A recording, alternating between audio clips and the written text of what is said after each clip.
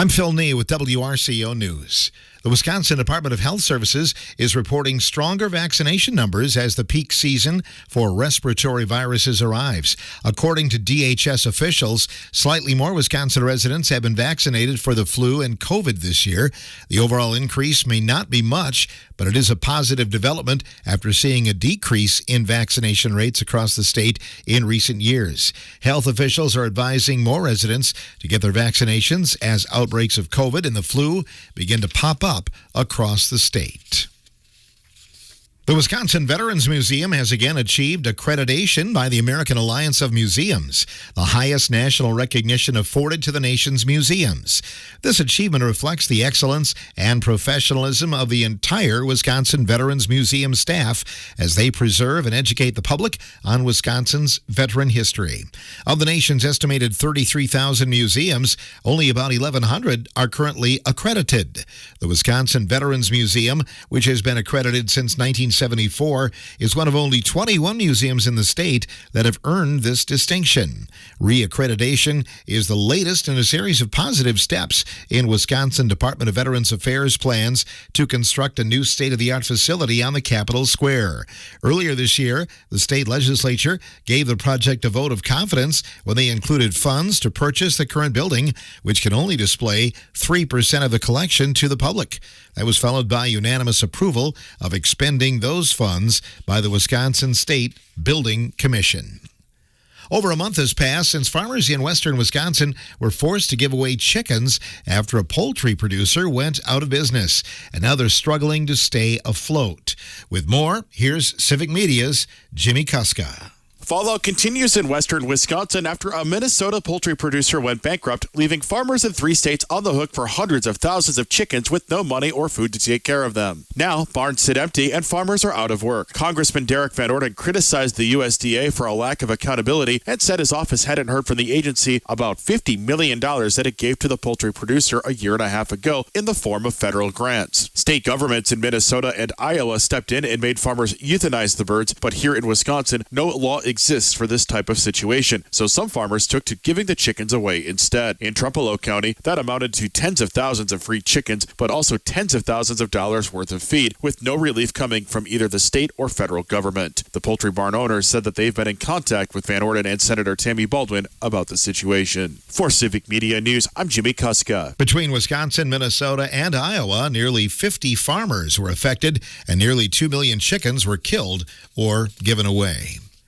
When you hear the word cannabis, you probably think marijuana, which is illegal in Wisconsin, but Civic Media's Brittany Merlot has more. Professors at UWSP say the plant can be used for much more than creating a recreational drug, like being able to clean up PFAS in the soil. Biology professor Brian Behringer is spearheading a new program that aims to teach students about cannabis science and put to rest any misconceptions about the plant. Behringer says that cannabis is a fast-growing industry, and there are several career fields this program can help students get into. The program consists of 3 courses that cover cannabis history, growing environments, and the chemistry of the plant. They are currently taking enrollments for graduate students in the spring, and undergrads will be able to enroll next fall. I'm Brittany Merlot. The American Red Cross is asking you to gather your friends and be there for others by making a blood or platelet donation.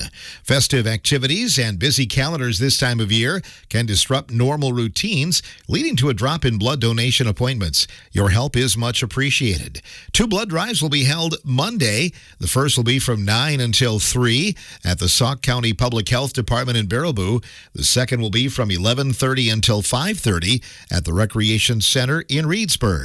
Appointments are preferred by visiting redcrossblood.org or calling 1-800-RED-CROSS.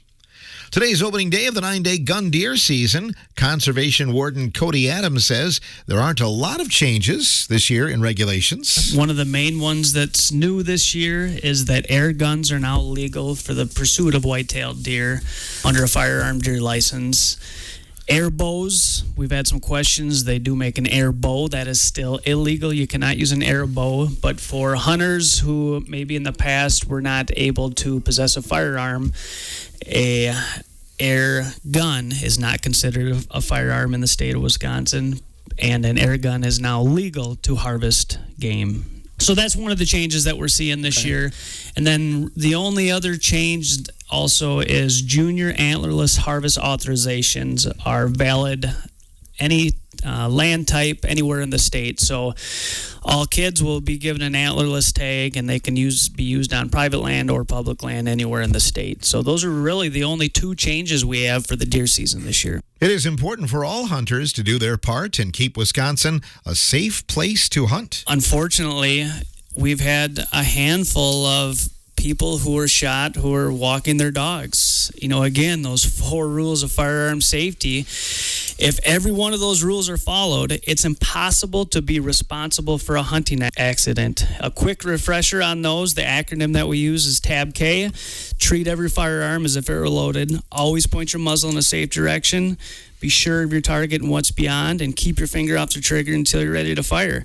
If every one of those are followed, you will not be responsible for a hunting accident. Additionally, anyone born on or after January 1st, 1973 must have a hunter education certification to purchase a hunting license unless hunting under the mentored hunting law.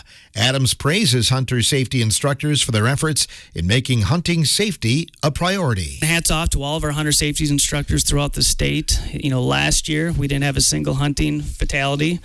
I think the year before that, 2023, there was one. And when you look, we have around 600,000 licensed hunters in the state of Wisconsin, and we don't have a single hunting fatality last year. That's pretty good. Learn more about safe hunting in Wisconsin and register to take a hunter education course on the DNR's Outdoor Skills webpage. U.S. Senator Ron Johnson has announced that his staff will be available for mobile office hours. Staff will be at the Platteville Public Library Monday from 4 until 5, and at the Kilbourne Public Library in Wisconsin Dells Tuesday from 3:30 until 4:30. These office hours give constituents the opportunity to meet with Senator Johnson's staff to request assistance with a federal agency or other federal matters. Governor Tony Evers has granted another 172 pardons, bringing his total number of pardons granted to 1,436.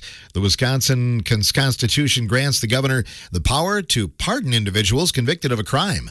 A pardon is an official act of forgiveness that restores rights lost when someone is convicted of a felony, including the right to serve on a jury, hold public office, and hold certain professional licenses. A pardon does not expunge court records.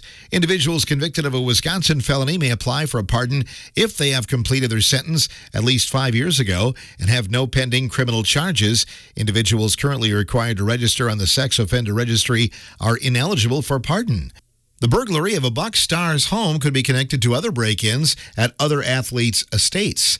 Stuart J. Waddles has the story. A string of home burglaries targeting professional athletes has caught the attention of investigators who are now exploring potential connections between the incidents.